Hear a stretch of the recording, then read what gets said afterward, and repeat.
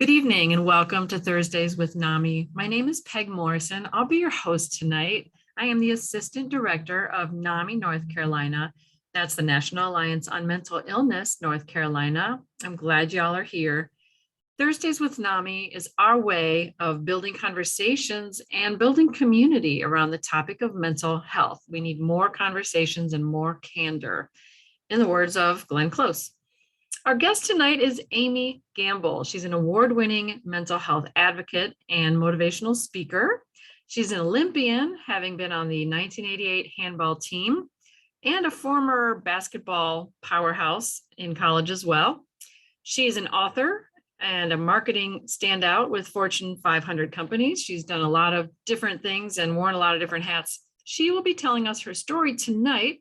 You can also find it in her book, Bipolar Disorder, My Biggest Competitor, an Olympian's Journey with Mental Illness. So we'll be spending time with Amy in just one moment. As usual, the first part of our show will be an interview with our guest, and then we will watch our video of the week and take questions from you, members of our virtual studio audience, and friends on Facebook. First, a quick word from our sponsors. Funding for Thursdays with NAMI is partially coming from North Carolina Department of Health and Human Services, Division of Mental Health, Developmental Disabilities, and Substance Abuse Services through the Federal Community Mental Health Services Block Grant Fund. We appreciate their guidance and support very much. Now, I'm so pleased to introduce Amy Gamble. Along with the achievements I just read, she was the 2018 SAMHSA Voice Award winner. SAMHSA, of course, is the Substance Abuse and Mental Health Services Administration. So 2018, she took a huge honor, and it's given to outstanding peers who share their journey and provide hope to others in their community. Welcome, Amy. Hi, Peg. Great to be here. Yeah. So we always like to know the background of our guests and what long and winding road brought you here with us tonight. Tell us your story in a nutshell.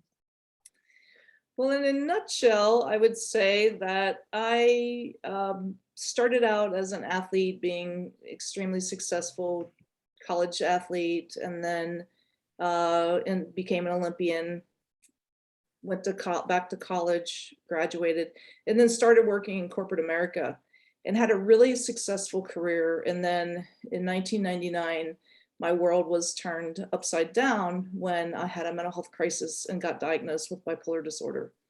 And so that set a very different journey for me.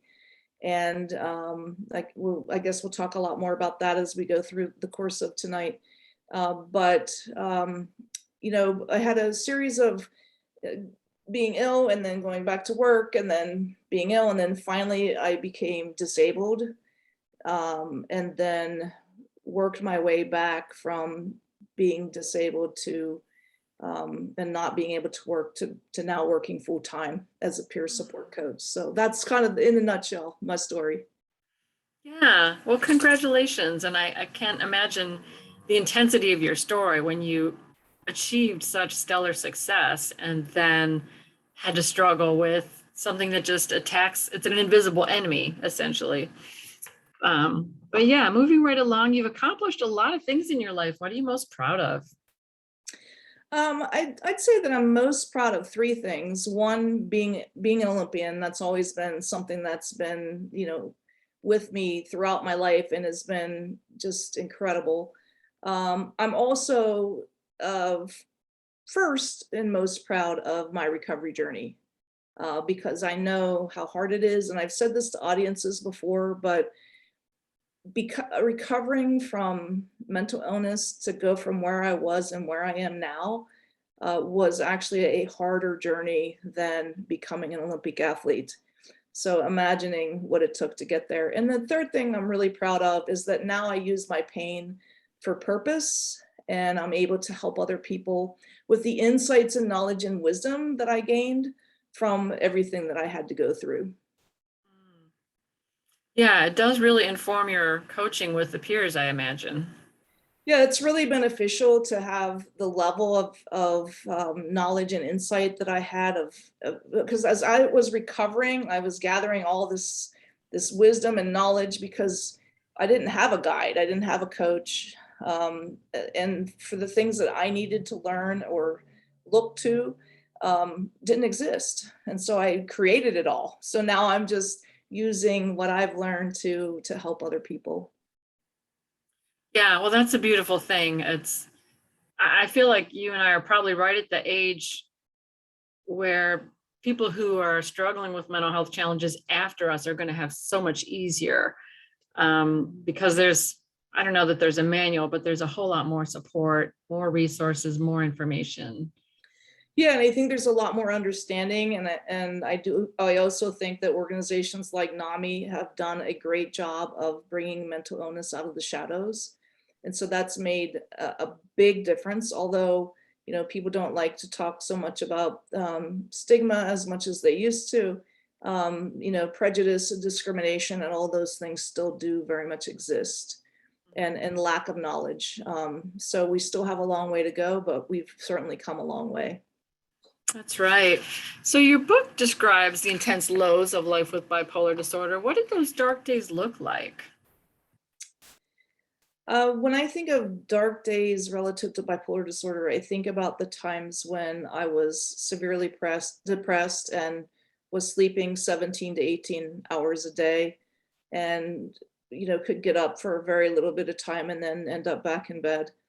So I struggled with bipolar disorder, and then I had a collision of also PTSD.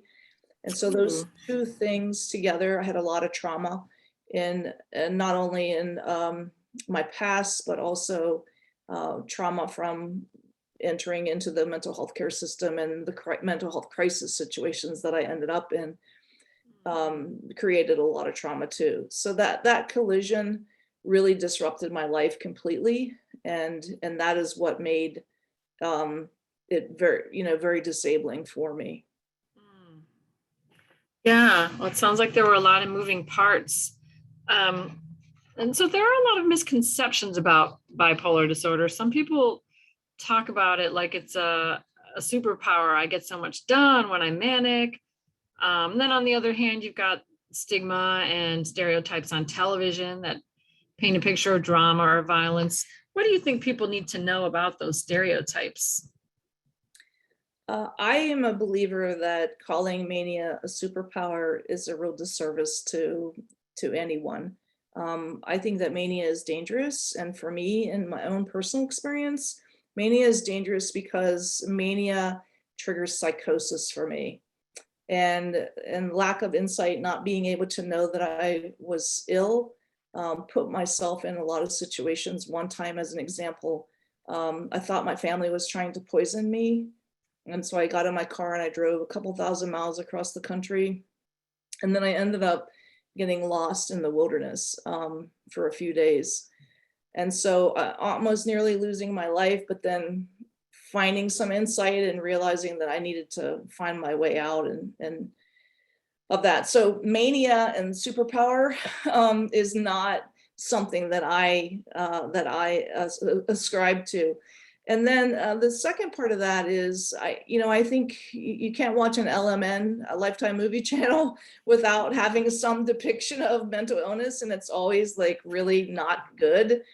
So I think, that if we could get a little bit more real in how characters are portrayed with living with mental illness, what that really looks like, that could really help other people get the help they need and be able to have some kind of sustainable recovery. Well, I love that suggestion.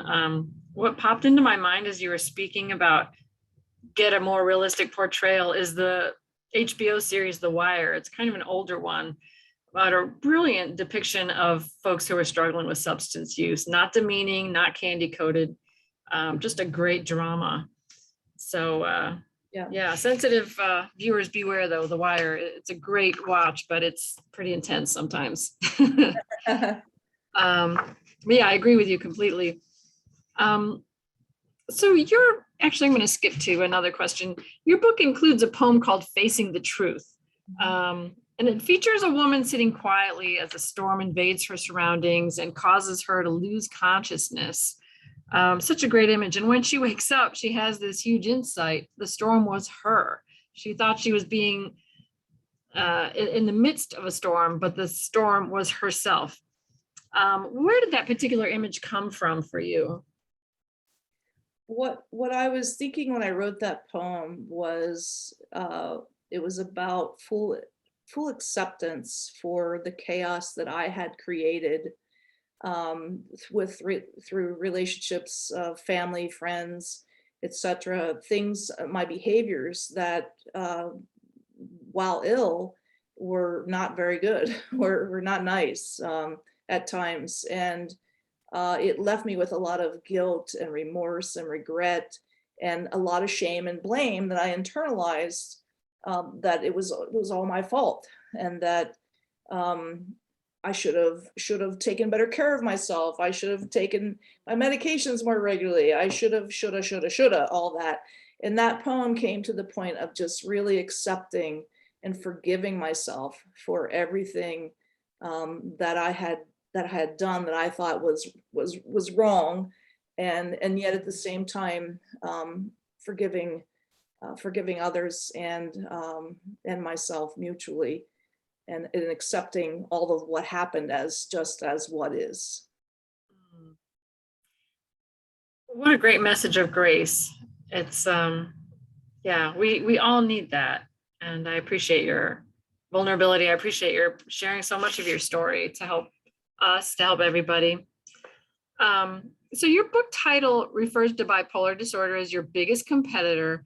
How did your athletic training and discipline help you grapple with mental illness? I think it helped me tremendously because through athleticism, there were times when I would be injured and I'd have to rebound from that injury, and I'd have a setback. Maybe I wasn't performing as well as I should be, and there would be a setback, and I'd have to recover and earn my starting spot back. So there were a lot of things like that that happened. And during my recovery journey, I needed that resilience, that platform to draw upon. And, for a very long time, I forgot about all of who I was. I forgot I was an Olympian. I forgot that I was successful in corporate America. I mean, I had just at some point could look in the mirror and be like, who am I? I have bipolar, and that's how I was identifying myself. So I reminded myself of who I was, all of who I am, and not just a diagnosis per se. And that is so easy to do. I feel like once you are beset with serious mental illnesses, and I've been in those shoes, that's part of my experience as well. You've got the illness to contend with, but the stigma adds almost as much weight, because that generates self-hatred and shame. And it's like a whole nother level of difficulty and effort. So I've done a lot of reading from Brene Brown, and the famous author and researcher. And one of the quotes that I remember specifically from her was that she said, if you put shame in a petri dish, it needs three things to grow: secrecy, silence, and judgment. And I always thought that was so powerful, and that helped me so much to be able to let go of that shame that I was carrying, because I wasn't going to keep secret anymore that I have this illness. I wasn't going to judge myself anymore, and I wasn't going to be silent. I was going to speak out and use my voice and feel empowered, and that really helped me let go of the shame. That is powerful. Secrecy, silence, and judgment. Those are the building blocks of shame. I'll be thinking about that for a few days. I'll be chewing on that, I can tell. Good. Thank you. Yeah. So sort of a general question for folks who are out there in NAMI land. Some family members are not receptive to the idea of taking a family-to-family class, informing themselves so they know how to respond to a mental health challenge. And some folks with mental health challenges don't want to take a suggestion from their loved one, maybe have a conversation about what's going wrong. What advice would you give about communication between peers and family members? I think from a family member standpoint, it is really important to listen non-judgmentally, um, Mhm. and to give reassurance and information. I'm using some of the action plan from Mental Health First Aid. Um, so, but in doing that, in having that conversation, it's using I statements. I understand that the medication makes you feel groggy. Um, let's talk to your doctor about what other options might be available for you. Instead of saying you need to take your medication, you know, that's what the doctor prescribed and that's what you need to do. So there's the need to do things versus the I understand or I've noticed or things like that. So it's how you approach that person. And I recognize wholeheartedly that it can be very frustrating for family members in dealing with loved ones who are struggling with serious mental illness. But at the same time, the person who lives with the mental health challenges uh, has to be open-minded and willing to reach out that hand for help. And I tell people this a lot in my work that I do now, but we really have to both on both sides meet people where they are. And so instead of pointing fingers and being accusatory of they don't understand me and they don't take their medicine correctly, it's trying to work together to understand where each party is coming from and what their perspective is. Yeah, absolutely. I love mental health first aid. That's just such a helpful tool. If you want to feel more confident talking about mental illness, helping someone in distress, just the whole package, mental health first aid is a great training, and you're an instructor. Yeah, I was been an instructor for 6 years with mental health first aid, and I definitely highly recommend people take the class if they have an opportunity. And as you were talking to it, I reflecting back on my own experience, I just wasn't ready till I was ready. And I don't know if I think how could someone have helped me? They couldn't for a while. Yeah. I needed to go through certain things to have my eyes open. What do you what's your take on that? Or what do you do with that? Yeah, and that's probably the hardest part about the whole concept and the idea of meeting people where they are, is because if you're of a loved one and you know that your family member is struggling with a mental health challenge and they don't want to get help, they're in denial, possibly. It's very hard to say, well, I'm just going to meet them where they are and watch them deteriorate and watch them, progress into stage 4 mental illness with the consequences of homelessness, joblessness, incarceration. No one wants that to happen, but sometimes we have to just let go and let the situation just sort of flow in the way that it's going to be, because no one can change anyone. No one can change any one person's mind, and no one can Right. change an individual until they are ready to change themselves.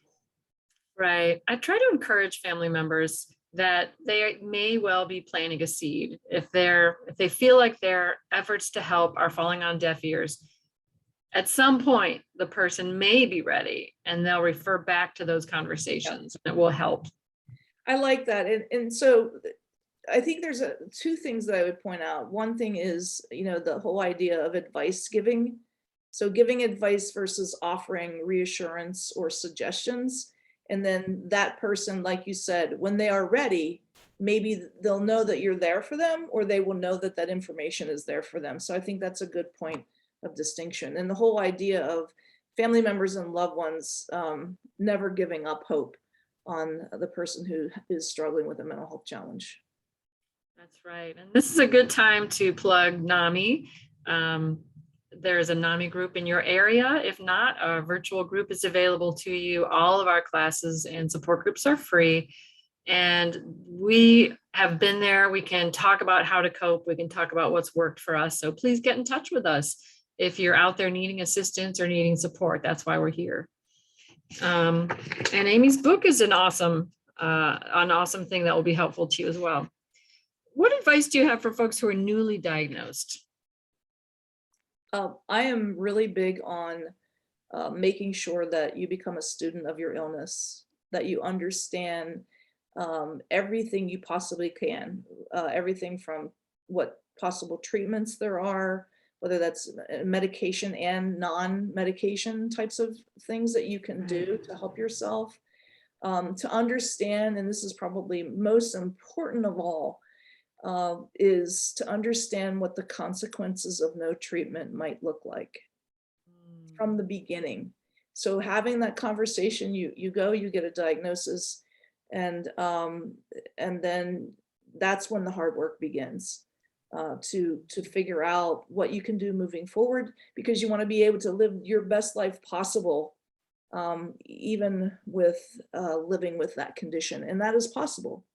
But you have to be a student of what it is that you're dealing with. Right. Yeah. Knowledge is power. That's for sure. Nice comment in the chat box from Gail. I've seen those dynamics of hesitancy to receive treatment and reach out for help, and the difficulty that family members have in my own family. So yeah, I always appreciate hearing people's personal perspective. Thank you for that. And a plug from Gail. She loves the comment you just made. So good stuff. So Amy, you're always out there presenting. You've won a big award from a federal administration, SAMHSA. Your online presence is so positive. Are you still struggling? I think that's a great question. So I am admittedly one of these people that do not wear my heart on my sleeve when I'm struggling. So occasionally I do have setbacks. Earlier in the year, right around January, I had a pretty major setback as a result of the 2020. And I was one of these people that was kind of like, oh, pandemic's not really affecting my mental health. And then it did affect my mental health. And so I do struggle, but most of the time now, like once I get balanced on the right medications and can take better control of my self-care and things like that, I stay pretty what I would call normalized. I don't have a lot of mood fluctuations with bipolar disorder. The way that bipolar disorder manifests itself with me, it's either very, very high without medication or very, very low. So the medications that I'm taking really do help keep me in a pretty normalized state right now. So I'm very fortunate for that.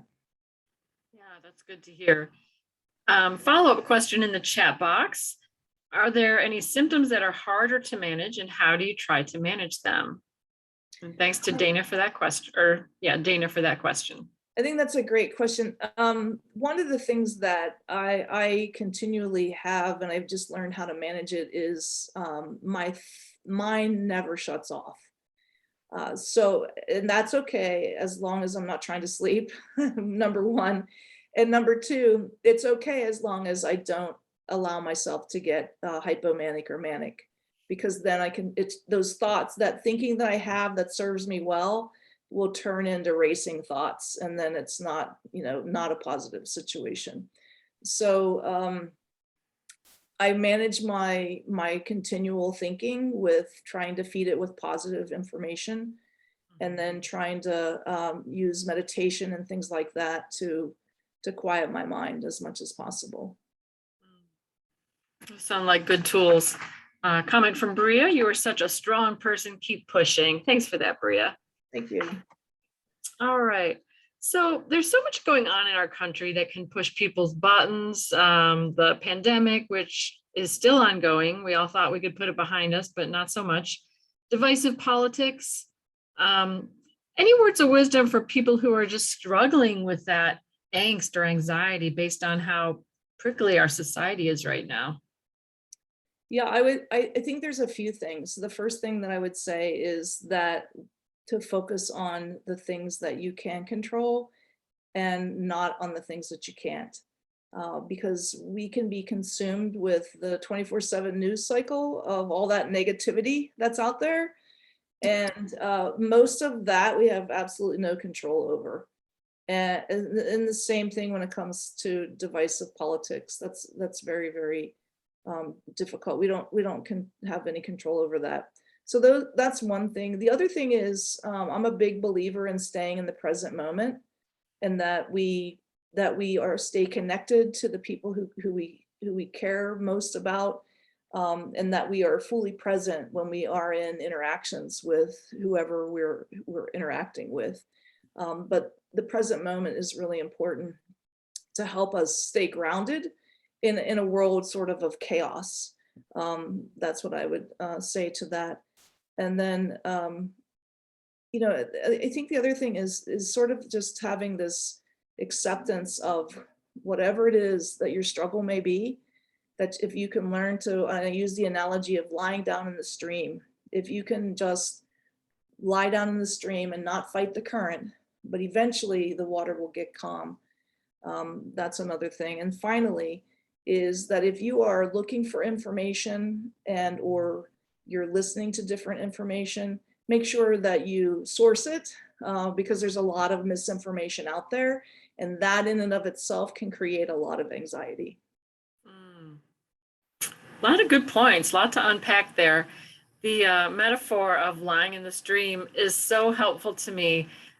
I remember being very depressed and full of angst at a young age, and I was in Ohio at the time looking at Lake Erie, and it was a kind of cloudy, about to storm, and the waves were very high, like 4 to 6 feet, and these seagulls were just sitting, bobbing up and down, and it just struck me like, they're calm, they're not fighting the waves, they're not fighting the storm, they're just going with it, and that's what I need to do too. Yeah. So yeah, that image just came right to me. Thank you for that. Sure. All right. So we're going to wrap up the interview portion of the show and take questions from you, members of our virtual studio audience and friends on Facebook. Before we move to our video of the week, I want to thank all the people working behind the scenes. We've got Bria Motley, our work study student from St. Aug's, and psychiatric nurse Gail Pruitt on Facebook and chat. Thank you for always being there. Video of the week. Earlier, I mentioned a poem by Amy, and I found on Facebook a video of you reading the poem. It's called Facing the Truth. This is from 2017, and you were kicking off a program called This Is My Brave in Wheeling, West Virginia. So let's check this out. I'm excited about it.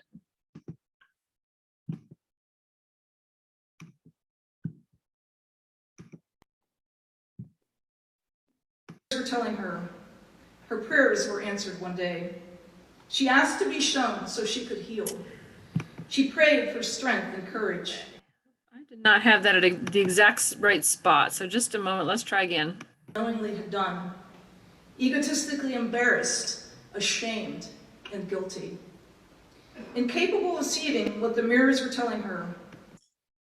I'm going to start from the very beginning. Thanks for your patience. I'd like to take a minute and share a little bit of my own story with all of you this evening. Over the past few years, I've been a mental health advocate, now serving as the executive director of NAMI of Greater Wheeling. I'm a former Olympian and worked in sales and marketing for Fortune 500 companies for almost 20 years, until my life and my career was interrupted and disrupted and nearly destroyed by bipolar disorder. But I was driven to recover. And most recently, I authored a book called Bipolar Disorder, My Biggest Competitor, an Olympian's Journey with Mental Illness.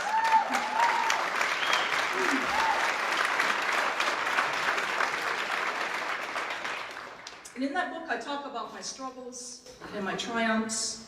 And what I'd like to do tonight is share with you a poem that I published in the book. It's called Facing the Truth. The blinders have been removed. She has taken her gloves off and removed her coat. She sits in stillness with peaceful knowing, knowing from the soul, inspired by the spirit. The storm came along with no warning. It twirled and whirled devastation, leaving people shocked, hurt, stunned, and dismayed.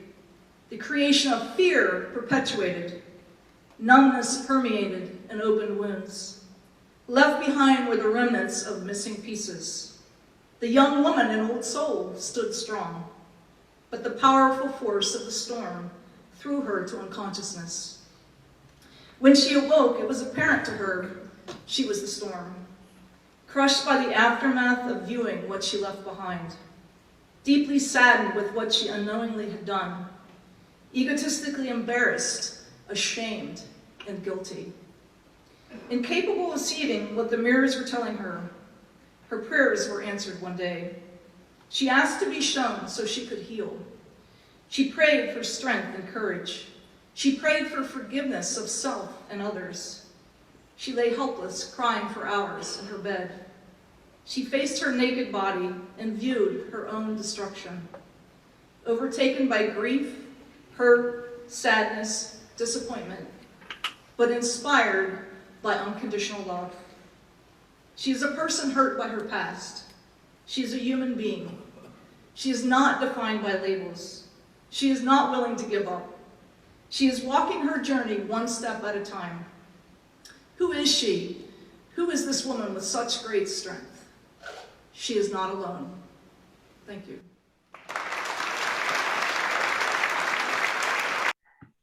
All right. That is really inspiring. Oh, thank you. I was getting teary-eyed listening to those words because they have so much great meaning to me. Yeah, really powerful. And you can really hear the forgiveness and the grace and the sort of coming to terms. So that's really special.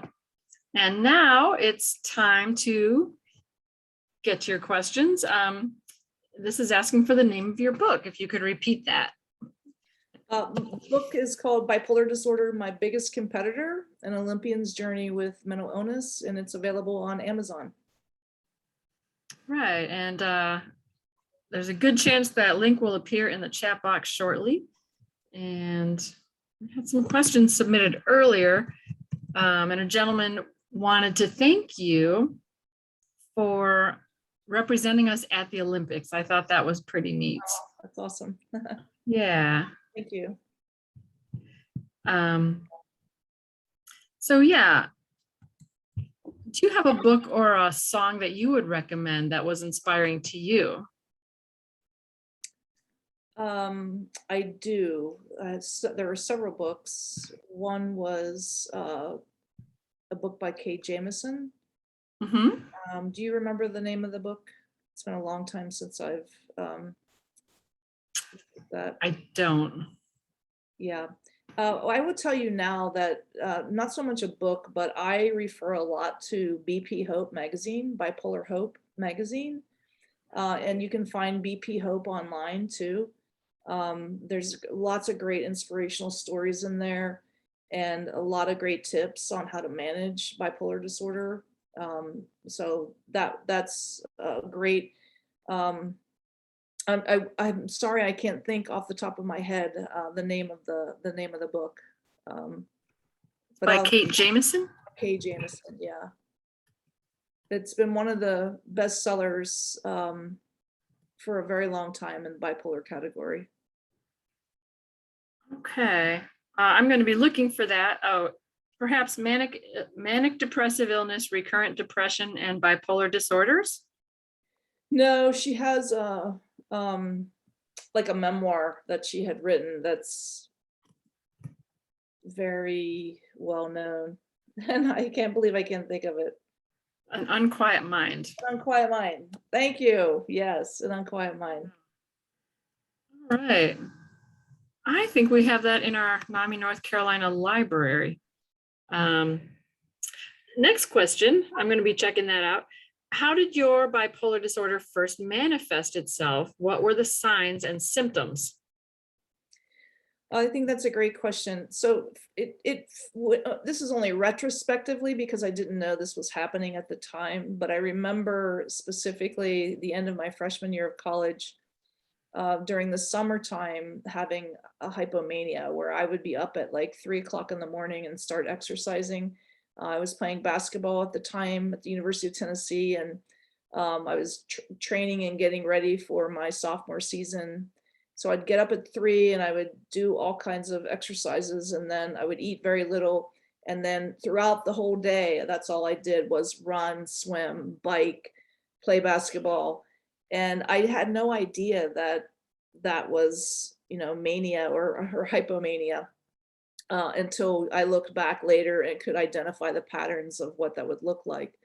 Another example was at the middle of my sophomore year in college, I became extraordinarily depressed and struggled with suicidal thoughts.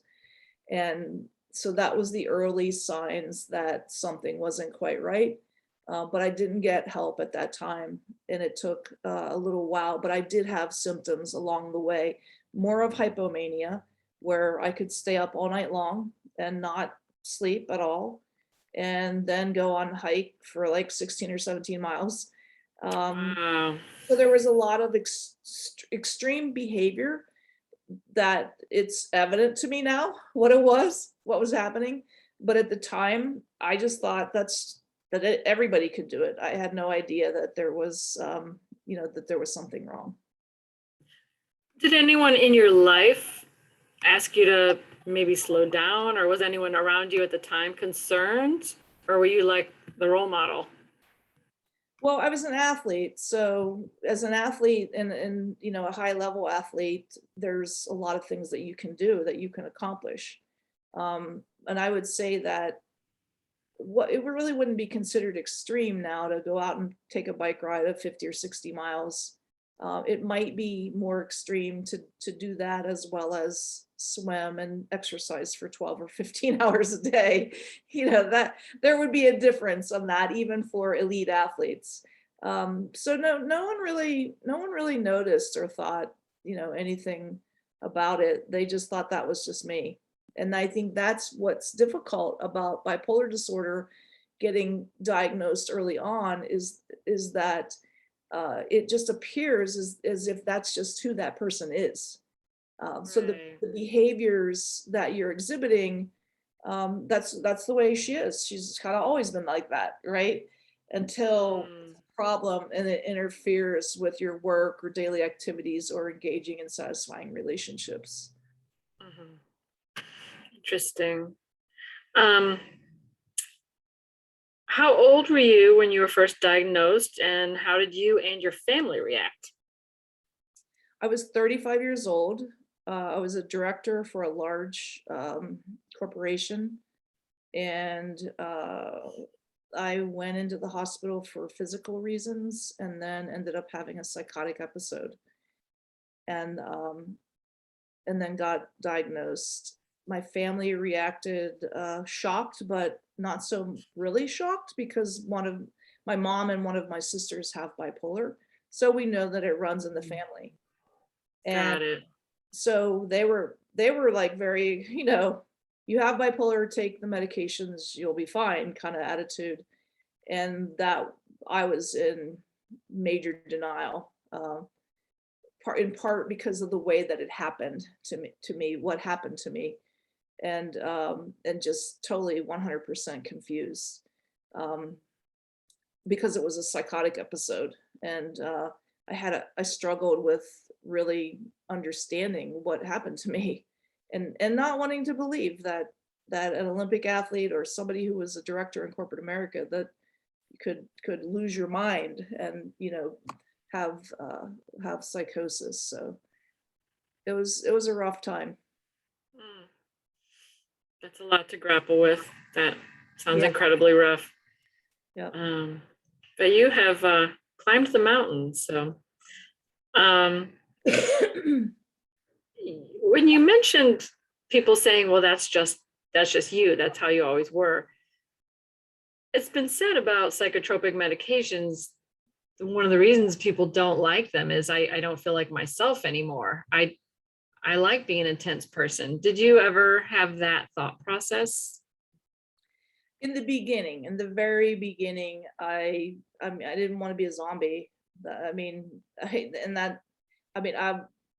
really very pretty quick mentally, and too much over medication made me very dull. And so when I went to the hospital in that crisis, I got a handful of medications, 5 different medications, 5 days in the hospital, and let go without anybody ever explaining to me anything. So no, I did not like how the medications made me feel. And Wow. and it's a setup for failure, because without any knowledge or understanding or even time to heal, or expectations of what is this going to look like? What is my life going to look like? That the mental health care system just doesn't do, especially if you get entrenched in it through a crisis situation. It is ill-equipped to help a person come out and have a successful outcome. Mhm. And in my experience, wholeheartedly speaks to that. So it's natural for people to not like how medications that really bring you down from having, once you're used to having that level of energy, to now all of a sudden you're just sitting and you're not doing things. And that's why it's important to work with your doctor to find the right balance of medications. Mm, absolutely. All right. Next question. Do you have any advice about quieting your mind before sleep or during wakefulness at night? Well, what works for me might not work for other people, but what I do is I read. And reading is, for me, it gives me a lot of peace. And Mm, and I pick and choose what I read too. But the more that I read, and then eventually I become sleepy, and then I just fall asleep. So that works for me. A lot of people use meditation at nighttime. I was for a while listening to meditation music and guided meditation. And I think that can be really helpful to quiet the mind at nighttime. And then mm, I think also watching screen time is really important. There's a lot of information and research out there on that screen time can really interfere with sleep cycles. So mhm. turning off the phone or the iPad before you go to sleep is important. Mm. Reading helps me a lot as well, unless it's a Stephen King novel, then I'm in trouble. Right, right. Yeah. No horror. So, Yeah. another question. How have you handled stigma in your journey? I have been a mental health consumer since I was 15. My journey started with depression and evolved over time into schizoaffective disorder, bipolar type. Mhm. I encountered a fair amount of stigma along my journey. It manifested itself in people looking at me and treating me differently for a while, until they could see that I was quote unquote normal again. Uh, Mm, and then going through another episode, and then being the crazy one, and not so feeling on the outside looking in a lot as a result of me. Now all of a sudden I'm different because I have a mental illness. And mm, that exclusionary type of mentality, and the fact is that even though they said they didn't treat me different, I had many friends who treated me differently, and then eventually went away completely in my life because I wasn't as attractive anymore now that I had a stigmatizing illness. And mm, and that's, some of it is that people don't understand, which I can understand why it's complicated. Um, and the other side of the coin is that we're still at a point in our society where we don't treat mental health conditions or challenges the way that we do physical illness. And so yes, and I'm sorry that you had to encounter that. But mm, know that you're not alone, and that you have everything to be reason to feel proud and to be courageous, because what you're dealing with is something that's very difficult to deal with, and that what we're both dealing with is hard to deal with, but you can make it through. mm. Doing it right now. Um, what a perfectly uplifting message. That's neat. And I agree. I think a lot of us will lose friends, but then you gain friends who bring you so much more depth and support. So I feel much less alone, even though I have fewer, I guess I have quality over quantity now myself. I'll take that. Exactly. Yeah. What was your experience in the Olympic Games? And thank you for representing us in such a prestigious event. Oh, thank you. So my sport was called team handball. It's kind of like soccer with your hands. So it's not the handball like racquetball. It's a European sport primarily, but played all over the world. What I remember as one of the most inspirational things in my life was walking into Olympic Stadium with carrying a little American flag and waving the flag and seeing 80,000 people in the stands and just getting chills, because that was the moment in time where my dream met reality. And it just felt just so incredible. And I've never forgotten that. Wow. That's right at the top of the bucket list kind of thing. Right, right. Yeah, that's neat stuff. What else? Is there anything else that we haven't asked or something you'd like to share? I think that I would just say for people who are living with mental health challenges that I just want you to know how strong you are. And that a lot of times we can be perceived as weak or get told that we're weak. And the reality is that you have so much incredible strength. And I am a big subscriber to positive affirmations of I am strong, I am worthy, I am valuable, I deserve to recover. And that's what I would want a message to be to all of you who are listening. Someone else recently told me that, and so yeah, that's a good reinforcement. Yeah, do you look in the mirror and do a positive affirmation?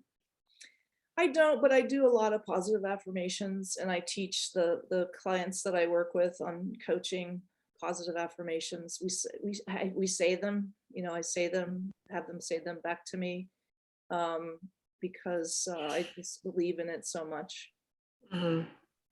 Absolutely. We have a lull in questions right now, so I'm going to make a few announcements. Please join us next week. We've got a really interesting dynamic duo, a mother and son who came together after they lost a family member. It wasn't due to mental illness, but it was a very young age, which is typical of folks with severe and persistent mental illness. The gentleman died at the age of 43 after struggling with a serious mental illness. And his brother wanted to work through his grief, so he decided to run 320 miles across the state of Missouri in 7 days. His name is John Robinson. His mother is Wanda Robinson, and they've done a lot of awareness raising as a way to honor their family member's life and to reduce stigma, go for advocacy. So a really interesting family. I hope you'll come back next week. Also, please fill out our survey. When you leave this Zoom webinar, the survey will magically appear on your screen. Help us out. Let us know what worked for you, what didn't. It helps us improve over time, and it allows us to show our funders the value of what we do. So any other parting comments or parting words? We kind of go with the flow and keep going as long as the questions keep arriving. I think, the where we are today and where we were even back when I was diagnosed is we have come a long way. And the reality is that we still have a very long way to go. But I would say, never giving up hope on the journey is so critically important. And that aspect of hope, as long as you have a glimmer of hope, you'll know that tomorrow can be a better day, and that recovery is certainly possible for anyone. There's a lot of great stories out there about people who have recovered, and the book that comes to my mind is a book written by Ellen Sachs. She's a professor of law at the University of Southern California, and she has schizophrenia. So if you look up Ellen Sachs, SAKS, you'll find her book. And it's just an amazing story of what she went through and how she overcame that to graduate from 2 Ivy League schools and an Oxford University. So an amazing journey. lot of people to look to as beacons of hope. Yeah, if you have a mental health challenge, you're in really good company. That's right. All right, another question popping up here. Is your family supportive as far as your mental health? If so, how are they supportive? My family has never, ever turned their back on me. So one of the things I didn't talk about earlier is that on my trip out west, where I drove the 2,000 miles and got lost in the wilderness, before I got lost in the wilderness, I actually went into a person's house in Montana. And because of that, as a result of that, no one was home. I went in the house, made some coffee, and then I left. But I was eventually arrested for that, and I spent a few weeks in jail. And my family was never judgmental of me. They were there for me. They supported me. And so whether I was coming home as an Olympic athlete or walking out of a jail with an ankle monitor, they've always been there for me, you know? So that's really important. I think it's an important distinction, and that also speaks to the some of the tragedies that I've had as a result of living with untreated or undertreated bipolar disorder. But without my family's support, I wouldn't be here right now. I'm so glad they were there for you. That's such a striking way to put it, whether I was coming home from the Olympic Games or leaving jail with an ankle monitor. That says it all. Comments from the chat box. I really appreciate your sharing your story. It's so powerful. Please stay strong. Thank you for sharing your story and your life. You're so inspirational and thought-provoking. So your optimism and truth are coming through. Nice. Well, thank you. Thank you, virtual studio audience members, for sharing all your comments. They're awesome. Oh, two more questions coming along. And you mentioned that you were qualified as disabled. It is so good to hear about your return to work. How long did that take, and how did the recovery start? So I used when I was determined as disabled was in 2008. And so that recovery started in 2008. I eventually did I was an part-time assistant coach for a basketball team locally.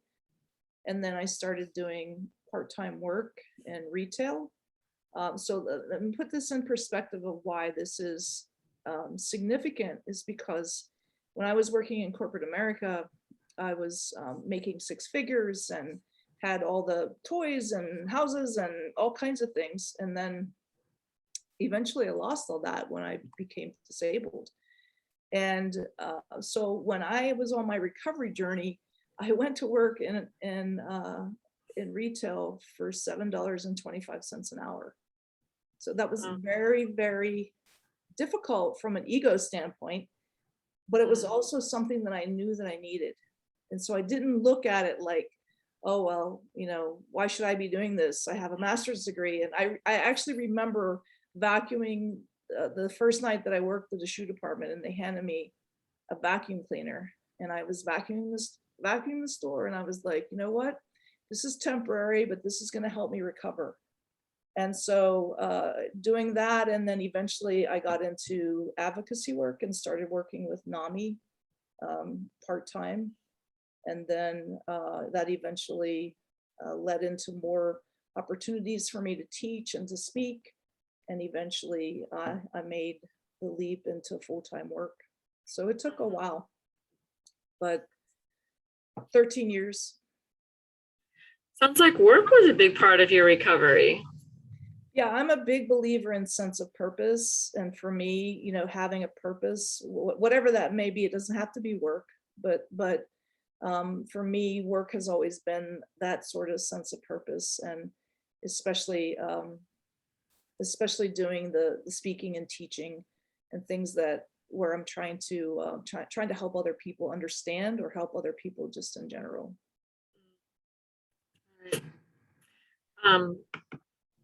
What are your feelings about medication? Some people have such strong views that medication is bad no matter what. Some folks defend it vigorously. I'm going to go with it is everyone's choice, but my opinion is that people who have serious mental illness almost always need medications as part of the treatment plan, as part of the wellness plan, really, if you look at it like that. I don't know how you can manage a psychotic disorder like schizophrenia, bipolar disorder, schizoaffective. I don't know how you can manage any of those illnesses effectively and live your best life without some help with some medications. Mhm. Right. And as someone who had sort of an odyssey where you were on your own, getting lost in the woods, having trouble, what are your thoughts about court-ordered outpatient treatment? Or do you wish someone had really demanded that you get treatment or legally required it? Or what's your take on all that? Well, I actually saw, my story is a little different in that after there's probably about a period of 2 years when first time I had interaction with the mental health care system, and then I stopped medicines. And then 2 years later, I actually saw a psychiatrist regularly for years. And it just that it wasn't the right psychiatrist and it wasn't the right meds. And so I was undertreated for a long time. And then I stopped taking meds. So court ordered treatment, I actually, when I ended up out west, I was technically court ordered because that was part of my part of the arrangement to drop all the charges against me, was if I provided evidence that I was seeing a doctor and taking medications and having therapy. So every 3 months for 3 years, my doctor had to write a letter to the court letting them know that I was seeing her regularly. So how do I feel now? I think that it can be a helpful tool if there's enough resources in the court system to the assisted outpatient treatment. The law, that's the law for that. But if there's enough resources to provide the right kind of support that person needs, in addition to not just being court ordered to do something, that when that goes away, that person will have had the opportunity to have some coaching and to accept that it's okay to have a mental health challenge and to receive treatment, and that life is actually better when you get treatment. So, you know, I'm kind of the belief at this point that whatever tools that we have will work to help people, then we need to use whatever tools we have. Right. That makes perfect sense to me. And to provide a little background for those who aren't as familiar with those issues, once upon a time, like pre-1950, folks with serious mental illness were generally put into a state hospital for life or for many, many years. And then gradually they developed community care, better medication. People could function with an illness. So they were given more community options, but the money didn't really follow. And the law changed so that commitment went from being very easy. A doctor says you need to be committed, so you're inpatient immediately, to it's really difficult. You have to be suicidal or homicidal. And frequently families and folks with mental illness want hospitalization, but they don't qualify or clearly need it, but aren't, they don't meet the standard of involuntary commitment. So there's a discussion, conversation, raging debate, whatever you want to call it, about where that line should be. Yeah, absolutely. And what's interesting is that I work with a client now who experiences a lot of false beliefs, also known as delusions, and desperately needs to have inpatient care, and doesn't meet the standard of danger to self or others. So there's really nothing that you can do. And it's very sad. It's Mhm. sad to want to know what's needed and not to be able to get the help that you can for people. And so I understand family members out there where sometimes, and unfortunately more often than we would like, things end up into tragic situations. Mhm. Yeah, there was a story, I believe it was in New York City, of a woman with schizophrenia who wandered off and lived in an abandoned house for a period of months. She was eating apples from the apple trees and drinking water from snow, and eventually died of starvation. Yep. And that she had a story where really clearly there were many opportunities, missed opportunities along the way where she should have been really cared for. But it just didn't happen because her choice was no, I don't want help. So it's very difficult.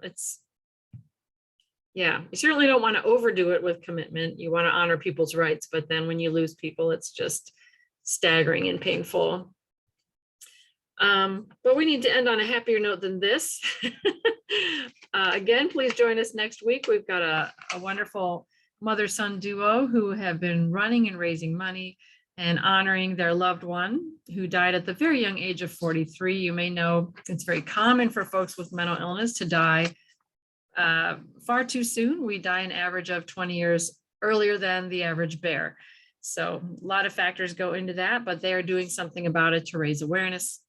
Any closing arguments or thoughts? I just want to thank you for the opportunity to talk with you tonight, and just hope that there's something that we discussed that can help a couple people. I believe that that will probably be the case. Thank you, Amy, so much for your time. I hope our paths cross again soon. It's really good to see you. You too. All right. Thanks, everyone. Have a great night. Okay, take care.